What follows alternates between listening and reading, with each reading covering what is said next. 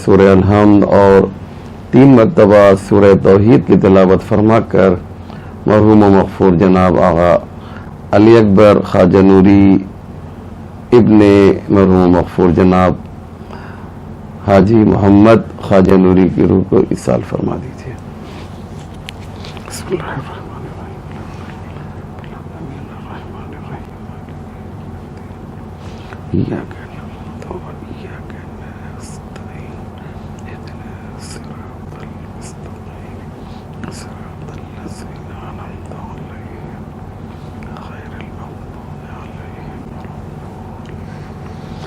لا حول ولا قوة إلا بالله العلي العظيم حسبنا الله ونعم الوكيل نعم المولى ونعم النصير أعوذ بالله من الشيطان اللعين الرجيم بسم الله الرحمن الرحيم الحمد لله رب العالمين والصلاة والسلام والتحية والإكرام على سيد الأنبياء والمرسلين مولانا أبي القاسم محمد اللهم صل على محمد وعليه الطيبين الطاهرين المعصومين المظلومين المنتخبين ولعنة الله على أعدائهم أجمعين من يومنا هذا إلى صباح يوم الدين رب اشرح لي صدري ويسر لي أمري واحلل عقدة من لساني يفقهوا قولي أما بعد فقد قال الله سبحانه تبارك وتعالى وقوله الحق بسم الله الرحمن الرحيم إنا زينا السماء الدنيا بزينة الكواكب۔ مومنین کرام و ناظرین ذوی الاحترام، السلام علیکم ورحمۃ اللہ وبرکاتہ۔ یہ مجلس ایصال ثواب ہے، مجلس ترحیم ہے جو میرے ایک بزرگ اور محترم جناب آغا علی اکبر خواجہ نوری کے ایصال ثواب کے لیے برگزار کی جا رہی ہے۔ یہ مجلس ترحیم ایک ایسے شخص کے لیے برگزار کی جا رہی ہے کہ جن کی زندگی کے مختلف پہلو ہیں، ان میں سے ایک یہ ہے کہ آپ ایک بہترین سوشل ورکر بھی تھے۔ البتہ اہل بیت کے لیے وہ جان و دل کے ساتھ حاضر رہا کرتے تھے، اور یہ بات جو میں کہہ رہا ہوں یہ صرف لفاظی نہیں ہے بلکہ ایک واقعیت ہے، ایک ریئلٹی ہے، ایک حقیقت ہے۔ اگر آپ حاجی محمد جواد اصفہانی شیعہ اثنا عشری امام باڑہ پونا تشریف لے جائیں گے تو آپ کو ایک خوبصورت امام بارگاہ، ایک امام باڑہ، ایک حسینیہ دکھائی دے گا۔ یہ امام باڑہ، اس کو زینت عطا کرنے والے مرحوم علی اکبر خواجہ نوری ہیں۔ چونکہ امام باڑے کو زینت انہوں نے دی ہے، اس لیے آج کی مجلس کا عنوان اور ٹاپک زینت کیا ہے قرآن اور حدیث کی روشنی میں۔ اور مرحوم جناب زینب سلام اللہ علیہ سے بھی بے انتہا عقیدت، ارادت اور محبت رکھتے تھے، اس لیے آخر میں کچھ تذکرہ جناب زینب کا بھی کروں گا۔ اور یہ دلیل یہ ہے کہ انہوں نے ایک امام باڑے میں ایک ٹائلز لگائی ہے جس میں جناب زینب کو خراج تحسین پیش کیا ہے، اور یہ لکھا ہے کہ اگر زینب نہ ہوتی تو کربلا میں رہ جاتی۔ آج بھی ان کا یہ لکھا ہوا جملہ اس امام باڑے میں موجود ہے۔ جو لوگ پونا والے ہیں یا امام باڑے گئے ہیں، انہوں نے اس جملے کو امام باڑے کے اندر مشرق میں ضرور دیکھا ہوگا۔ بہرحال میری مجلس کا عنوان زینت یعنی ڈیکوریشن، ڈیکوریٹ کرنے کو، کسی چیز کو زینت کہا جاتا ہے۔ قرآن کریم میں بھی زینت کا تذکرہ مختلف جگہوں پر آیا ہے اور اسی طریقے سے احادیث معصومین میں بھی ہے۔ میں تقریباً 8 سے 10 آیتیں اس سلسلے میں آپ کی خدمت میں پیش کروں گا تاکہ ایک اہم میسج اور پیغام آپ کی خدمت میں دیا جا سکے۔ ارشاد پروردگار ہو رہا ہے اِنَّا زَيَّنَّا السَّمَاءَ الدُّنْيَا بِزِينَةٍ الْكَوَاكِبِ، ہم نے آسمان کو روشن و منور ستاروں سے زینت عطا کی ہے۔ یعنی یہ جو جگمگاتے ہوئے ستارے تم دیکھ رہے ہو، یہ میری خلقت کی ایک مثال ہے کہ میں نے آسمانوں میں جو ہے ستاروں کو تمہاری زینت کے لیے بنایا ہے۔ دوسری آیت میں ارشاد ہوتا ہے زَيَّنَّا السَّمَاءَ الدُّنْيَا بِمَصَابِيحَ، ہم نے آسمان کو چراغوں کے ذریعے، روشن و منور چراغوں کے ذریعے زینت دی ہے۔ تو اللہ نے بتایا کہ زینت کس طریقے سے ہم دے رہے ہیں۔ ایک اور آیت میں ارشاد ہوتا ہے لَقَدْ جَعَلْنَا فِي السَّمَاءِ بُرُوجًا وَزَيَّنَّاهَا لِلنَّاظِرِينَ، ہم نے آسمان میں برج بنائے ہیں وَزَيَّنَّاهَا لِلنَّاظِرِينَ، اور ہم نے ان آسمانوں کو یا اس آسمان کو زینت دی ہے دیکھنے والوں کے لیے۔ ہم سب جانتے ہیں کہ آسمان میں اللہ نے 12 برج بنائے ہیں۔ تو اگر کہیے تو ایک جملہ کہہ دوں، محبان اہل بیت مجلس سن رہے ہیں، آپ کے لیے ایک جملہ ہے، اگر آسمان والوں کو 12 کی ضرورت ہے تو زمین والوں کو بھی 12 کی ضرورت ہے۔ وہاں برج کی شکل میں ہے، یہاں 12 امام کی شکل میں ہے۔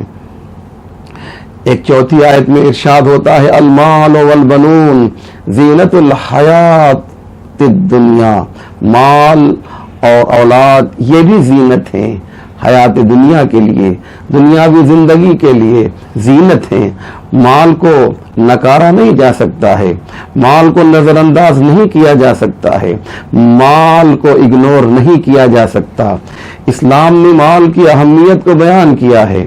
البتہ مال، بہت سے آپ کو آیتیں ملیں گی، بہت سی حدیثیں ملیں گی جس میں مال کے بارے میں کچھ باتیں کہی گئی ہیں، بالخصوص حدیثوں میں آپ کو ملے گا کہ اس کے خلاف بھی کچھ باتیں ہیں۔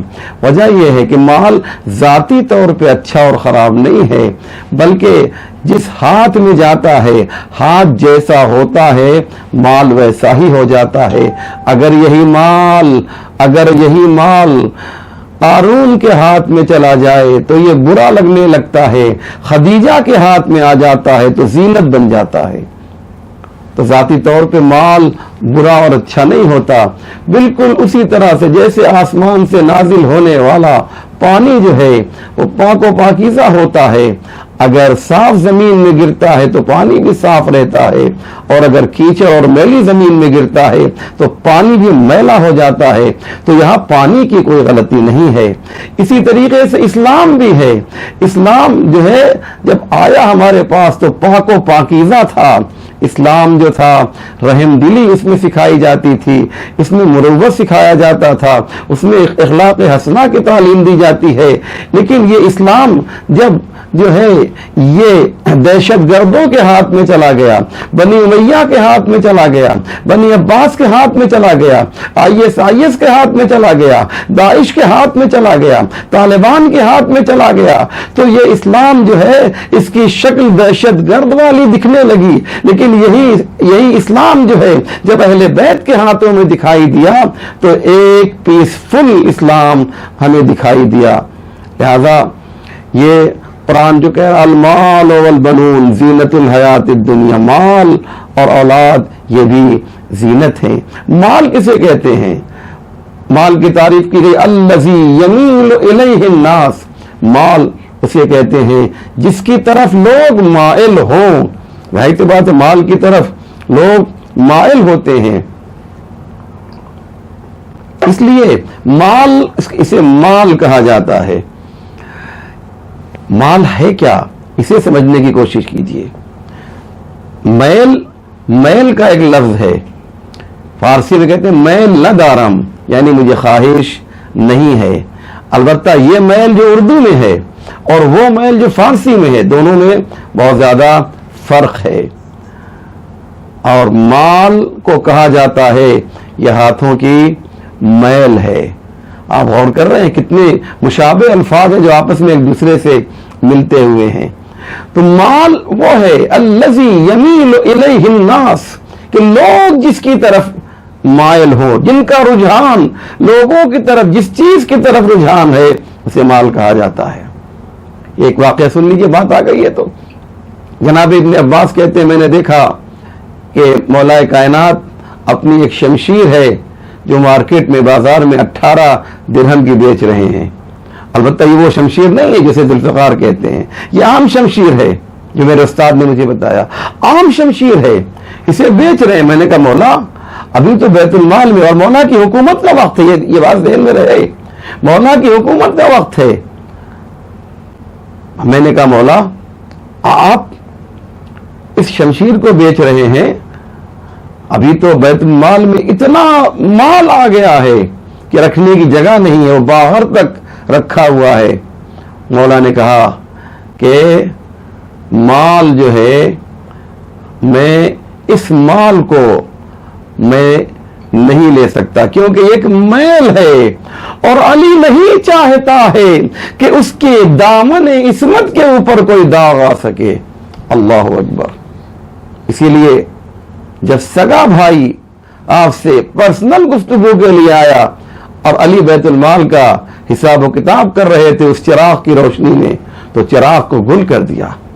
تو کہنے کا مقصد یہ ہے، میری بات ادھر ادھر نہ جائے، کہ زینت جو ہے وہ کیا ہے؟ زینت قرآن نے کہا چند چیزیں کیا ہیں؟ زینت ہیں۔ ایک آیت اور سنیے، خذوا زینتکم عند کل مسجد، جب تم مسجد میں جایا کرو تو زینت کے ساتھ جایا کرو، یعنی مسجد کے لیے بھی ایک زینت ہے۔ یعنی کیا مقصد؟ ہمارا لباس ایسا ہونا چاہیے کہ جو لگے کہ ہم کسی کی بارگاہ میں جا رہے ہیں، جو دیکھے وہ یہ سمجھے۔ ہوتا کیا ہے کہ ہم لوگ بہت سی پارٹیوں میں جاتے ہیں، وہاں کے لیے تو بہترین لباس پہنتے ہیں، لیکن جب ہم اللہ کی بارگاہ میں جاتے ہیں تو ہمارا معمولی لباس ہوا کرتا ہے۔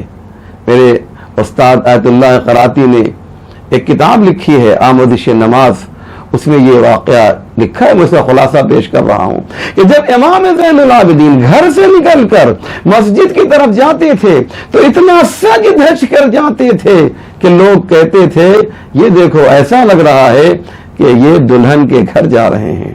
اللہ اکبر، ایسا انداز ہے، ہونا چاہیے۔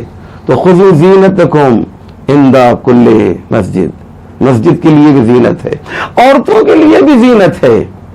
وَلَا يُبْدِينَ زِينَتَهُنَّ إِلَّا لِآبَائِهِنَّ وَبُعُولَتِهِنَّ۔ خدا کیا کہہ رہا ہے؟ عورتوں کے لیے کہ وہ ان لوگوں کے لیے، شوہر، باپ اور وغیرہ وغیرہ، ان کے لیے جو ہے فقط زینت کو ظاہر کریں، ان کے علاوہ عام لوگوں کے لیے زینت کو ظاہر نہ کریں۔ یعنی کیا مقصد؟ مقصد یہ ہے کہ عورتوں کے لیے بھی زینت ہے، البتہ اس کی ایک حد ہے، اس کی ایک سیما ہے، اس کا ایک بارڈر ہے، اس کو کراس نہ کریں۔ اسی طریقے سے اللہ نے کہا کہاں تک ہم جو ہیں تمہیں بتائیں کہ زینت کیا چیز ہے؟ اتنا سمجھ لو، اِنَّا جَعَلْنَا مَا فِي الْأَرْضِ زِینَةً لَهَا، جو کچھ بھی زمین میں ہے وہ سب کے سب زینت ہے۔ اللہ اکبر۔ درخت زینت ہے، سمندر زینت ہے، زمین کی ایک ایک چیزیں جو ہیں وہ تمہارے لیے زینت ہیں۔ کسی نے کہا یا رسول اللہ، ان زینتوں کو اگر سمیٹ دیا جائے ایک کسی شخص میں تو اسے آپ کیسے بتائیں گے؟ آواز دی، زینت الارض الرجال وزینت الرجال علی ابن ابی طالب، زمین کی زینت کو مرد کہا جاتا ہے اور مردوں کی زینت کو علی ابن ابی طالب کہا جاتا ہے۔ آپ دیکھیے رجل کا لفظ استعمال کیا پیغمبر نے، یعنی کیا مقصد؟ یعنی مرد کی زینت علی ابن ابی طالب ہے۔ اللہ اکبر۔ لفظ رجل ہے، یہ رجل کیا ہے اسے سمجھنا ہوگا۔ تو کیا کہا پیغمبر نے؟ کہا زینت الارض الرجال، वज़ीनत الرجال علی ابن ابی طالب.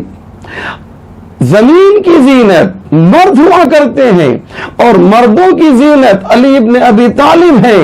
اور اب مجھے کہنے دیجئے جب علی ابن ابی طالب سب کے لیے زینت ہے تو علی آدم کے لیے زینت، علی نوح کے لیے زینت، علی ابراہیم کے لیے زینت، علی موسیٰ عیسیٰ کے لیے زینت، علی پیغمبر اسلام کے لیے زینت، علی جنت کے لیے زینت، علی کوثر کے لیے زینت، علی سلسبیل کے لیے زینت، علی قرآن کے لیے زینت، علی نعمات الہی کے لیے زینت، علی رحمت الہی کے لیے زینت.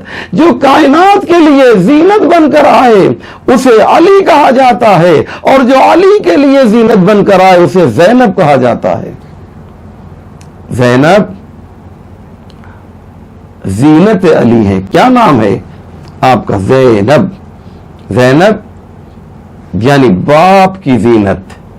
زین و ابن باپ کی زینت ہیں. اصلی یہ زین و ابن تھا لیکن کثرت استعمال سے یہ زینب ہو گیا. زین و ابن باپ کی زینت. اللہ اکبر. یہ زینب کون ہے؟ یہ زینب ہیں کون؟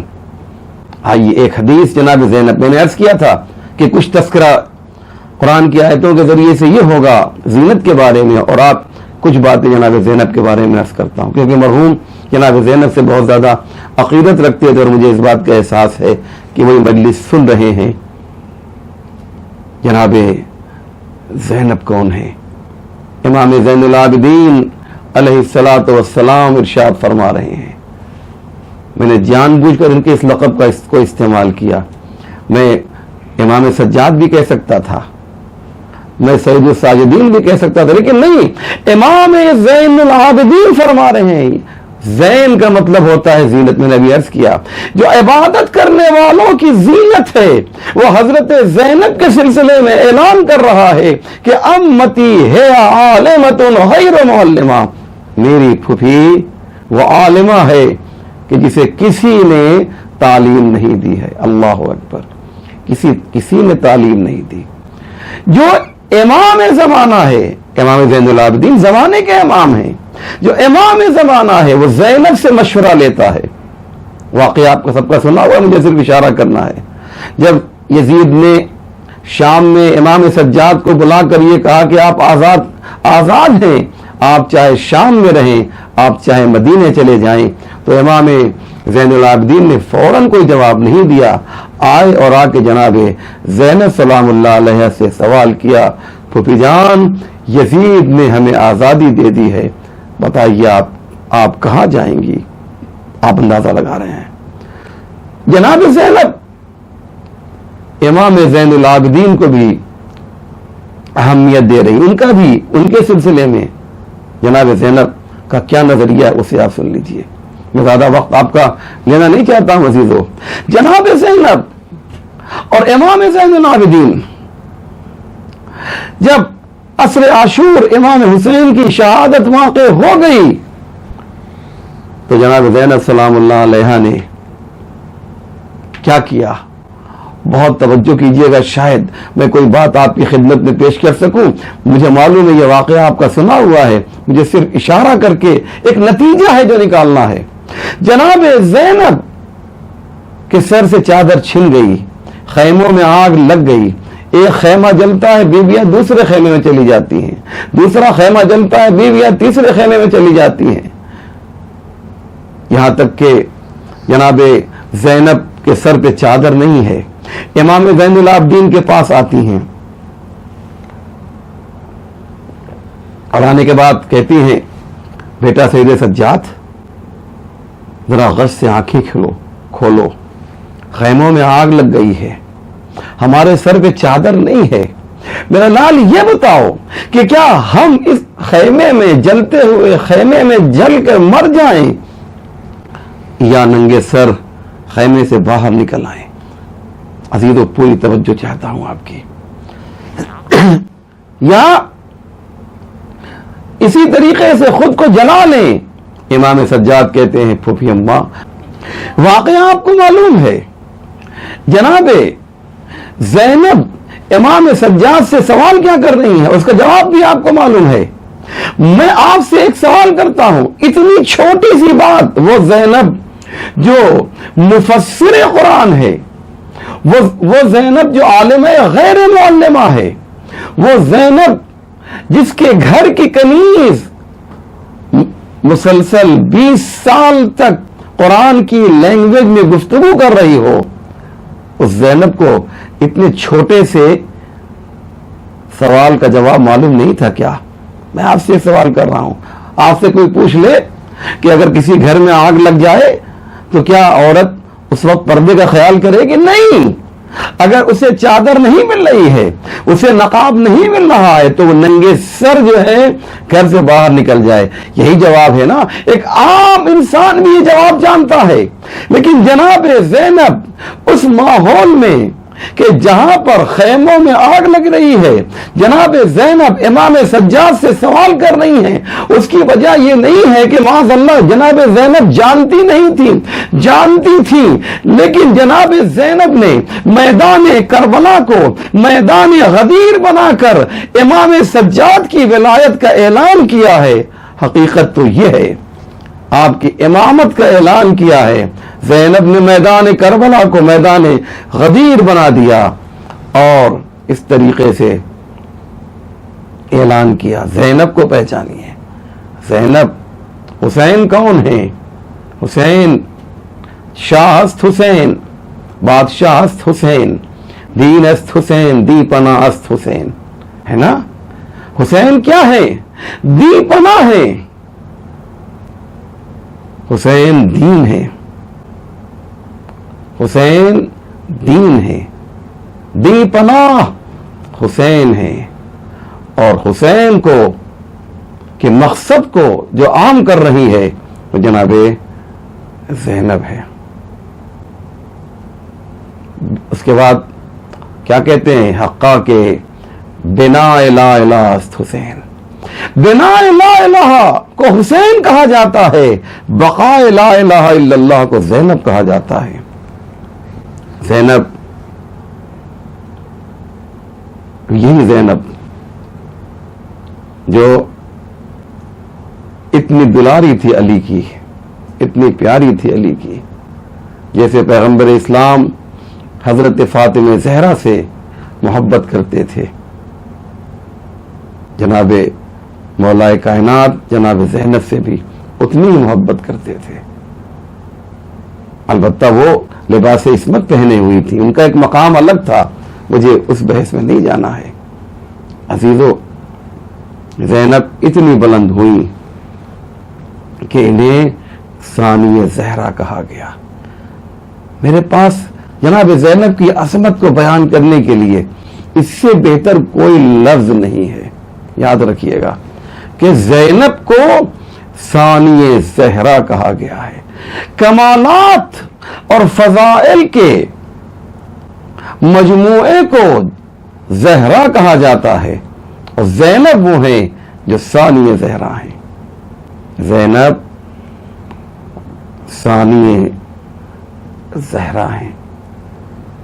اللہ اکبر۔ عصر عاشور آ گئی، بس میں نے آپ کا بہت وقت لیا۔ عصر عاشور آ گئی، جناب زینب کی عظمت کو سمجھیے۔ امام حسین در خیمہ پر آئے، اپنا عباس ہیں، نہ قاسم ہیں، نہ علی اکبر ہیں، کوئی نہیں ہے، حسین یکا و تنہا رہ گئے۔ در خیمہ پر امام حسین آتے ہیں، ایک ایک بیوی سے خدا حافظی کرتے ہیں، یہاں تک کہ اپنی ماں کی کنیز کو، فضہ کو بھی جناب امام حسین ماں کہہ کر پکارتے ہیں۔ اے فضہ، تمہاری فضیلتوں کو ہمارا سلام ہو، زمانے کا امام تمہیں ماں کہہ کر پکار رہا ہے۔ تمہاری عظمت کتنی زیادہ ہے، تمہاری منزلت کتنی زیادہ ہے، تمہاری شان کیسی ہے فضہ، کہ امام زمانہ تمہیں ماں کہہ کر پکار رہا ہے۔ یہ اسی گھر میں ممکن ہے کہ کنیز کو ماں کا لقب دیا جائے، خادمہ کو ماں کہہ کر پکارا جائے۔ جب سب سے خدا حافظی کر چکے تو آخر میں جناب زینب سے خدا حافظی کی، اور ایک جملہ کہا، میری بہن زینب، یہ پورا قافلہ تمہارے حوالے ہے، تم میر کارواں ہو، تم سردار قافلہ ہو۔ اللہ اکبر۔ جناب زینب کی عظمت کو پہچانیے، اور آخر میں ایک جملہ کہتے ہیں، دیکھو میری بہن زینب، میرے لال سید سجاد کا خیال رکھنا، اگر اسے کچھ ہو گیا تو نسل امامت منقطع ہو جائے گی۔ اب زینب کے جذبے اور حوصلے کو سلام کیجئے۔ جناب زینب جو ہیں کس طریقے سے سید سجاد کی حفاظت کرتی ہیں۔ حمید ابن مسلم کہتا ہے، میں نے ختم کیا، بس 2 منٹ مجھے اور دے دیجئے۔ حمید ابن مسلم کہتا ہے کہ میں نے اپنی آنکھوں سے دیکھا، ایک بیوی ہے، ایک جلا ہوا خیمہ ہے، اس خیمے میں جاتی ہے، وہ آدھا جل چکا ہے، آدھا باقی ہے، اس خیمے میں جاتی ہے، لیکن آگ کی تپش اور گرمی اسے پریشان کرتی ہے، تو پھر وہ واپس آ جاتی ہے، پھر خیمے میں جاتی ہے، پھر واپس آ جاتی ہے، پھر خیمے میں جاتی ہے، پھر واپس آ جاتی ہے۔ میں نے دیکھا کہ یہ بیوی ایک مرتبہ یا علی ادرکنی کہہ کر خیمے کے اندر جاتی ہے، اور تھوڑی دیر کے بعد اپنی پشت کے اوپر ایک بیمار کو اپنی پشت پر لے کر باہر نکلتی ہے۔ میرا دل کہتا ہے عجب نہیں جناب زینب نے ایک مرتبہ ترائی کی طرف رخ کر کے آواز دی ہو، کبھی مقتل کی طرف رخ کیا ہو، اے بھیا عباس آؤ دیکھو زینب آج عباس کا بھی کام کر رہی ہے، مقتل کی طرف نگاہ کر کے آواز دی ہو، اے میرے بھیا حسین آؤ دیکھو آج زینب تمہارا کام کر رہی ہے، اے بھیا حسین تم نے وصیت کی تھی نا کہ میرے بیٹے کا خیال رکھنا، دیکھو تمہارے لال کو جلتے ہوئے خیمے سے میں باہر نکال رہی ہوں، اجرکم علی اللہ۔ ہاں عزادارو، زینب کی عظمت کو پہچانیے، زینب کے حوصلے کو پہچانیے۔ ہر مرحلے میں آپ کو جناب زینب آگے آگے نظر آئیں گی۔ جب یہ قافلہ 11 محرم کو شہداء کے جنازے کے قریب سے گزرا ہے تو ہر ایک نے خود کو اونٹ کی بلندی سے نیچے گرا دیا۔ زینب اور امام سجاد امام حسین کے جنازے کے پاس آئے، جناب زینب نے ایک منظر دیکھا، سید سجاد کا رنگ غیر ہو رہا ہے، بس میں نے ختم کیا عزیزو، سید سجاد کا رنگ غیر ہو رہا ہے۔ ایک مرتبہ قریب آئیں، شانہ پکڑا، بازو ہلایا، اے میرے لال سید سجاد میں یہ کیا منظر دیکھ رہی ہوں، ایسا لگتا ہے تیرے بدن سے روح پرواز کر جائے گی۔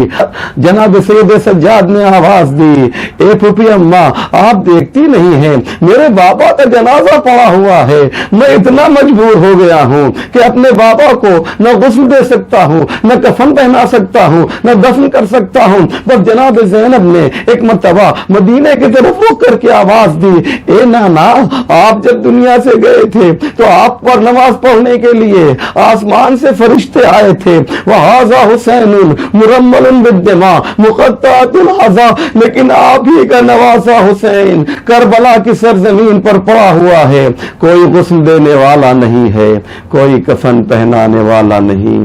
وَسَيَعْلَمُ الَّذِينَ ظَلَمُوا أَيَّ مُنقَلَبٍ يَنقَلِبُونَ اِنَّا لِلَّهِ وَإِنَّا إِلَيْهِ رَاجِعُونَ۔ یا اللہ تجھے واسطہ ہے محمد و آل محمد کا پروردگار، ہمارے اس مختصر مگر اہم اعمال کو قبول فرما، ہمیں جو پریشان حال ہیں ان کی پریشانیوں کو دور فرما، جو بیمار ہیں انہیں شفا عاجل و کامل عنایت فرما، جو حج و زیارات کے مشتاق ہیں انہیں حج و زیارات سے مشرف فرما، جس مرحوم کے لیے مجلس منعقد کی گئی مرحوم مغفور جناب علی اکبر خواجہ نوری کو جنت عالیہ فردوس میں جگہ عنایت فرما، ہمارے امام کے ظہور میں تعجیل فرما۔ 1 مرتبہ سورہ الحمد اور 3 مرتبہ سورہ توحید کی تلاوت فرما کر مرحوم مغفور جناب علی اکبر خواجہ نوری ابن حاجی محمد خواجہ نوری کی روح کو ایصال فرما دیجیے۔